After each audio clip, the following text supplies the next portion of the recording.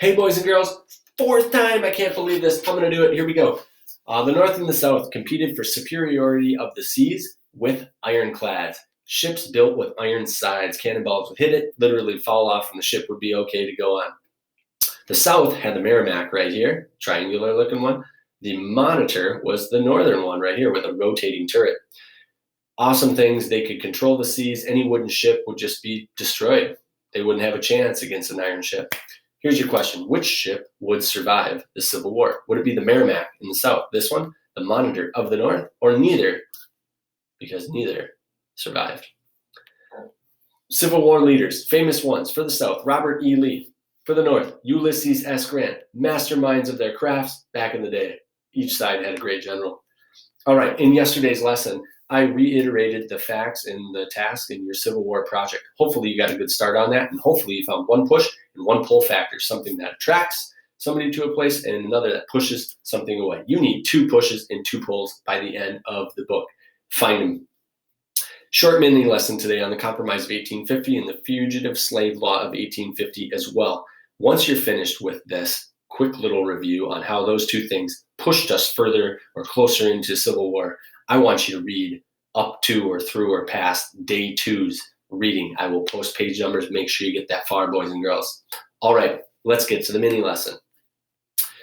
In 1846, the United States now had Texas, right? From the Texas War with Mexico. In 1836, they won their independence. And 9 years later, the United States grabs them up, annexes them, and makes them part of the United States. It becomes a slave state. Boys and girls, not even 2 years later, California, because of the gold rush way over here, has enough people to become a state, that 60,000 number that we talked about in the fall. And guess what? All this area, known as the Mexican Cession, that we would claim because we beat Mexico in a war in 1846 to 1848, would be up for debate. Would it be free or would it be a slave state? So Henry Clay, the guy who makes the Missouri Compromise back in 1820, is still alive, comes up with another deal. Here's how it shook out. Some things the North liked, some things the South liked. Here we go. It was, again, another deal over free and slave states to try to keep that balance of power. California would become a free state. North loves this. Here's one that's kind of good for both North and South. Slavery would be allowed in Washington, D.C., good for the South, but bad for the South would be that banned the slave trade, okay? It stopped, banned the slave trade. You couldn't buy or sell slaves in there anymore. Banned slave trade here. The last thing it did was it left slavery up for vote. Popular sovereignty is the vote in Utah Territory and New Mexico Territory.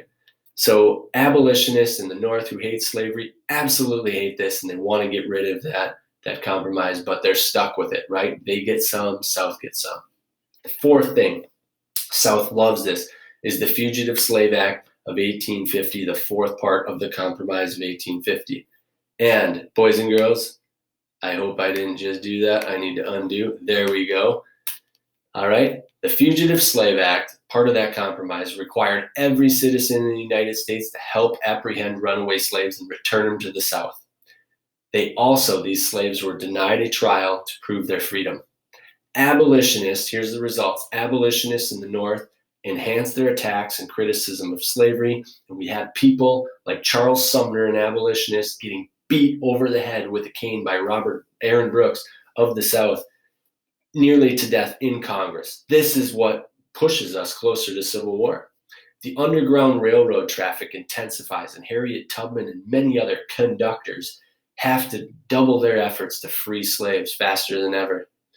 Some freed slaves are even captured in the North and sold into slavery. That's what that Fugitive Slave Act did. Signs like this were posted in Massachusetts, warning slaves or runaways to look out, slave catchers are around, because people were offered money to turn slaves in.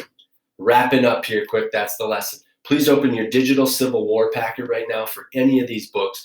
Go to Destiny, open up your book, and read to these page numbers for BRL, Soldier's Heart, and Battle of Gettysburg. Boys and girls, you can find all that stuff in the chapter 15 and 16 Civil War folder. Email me if you have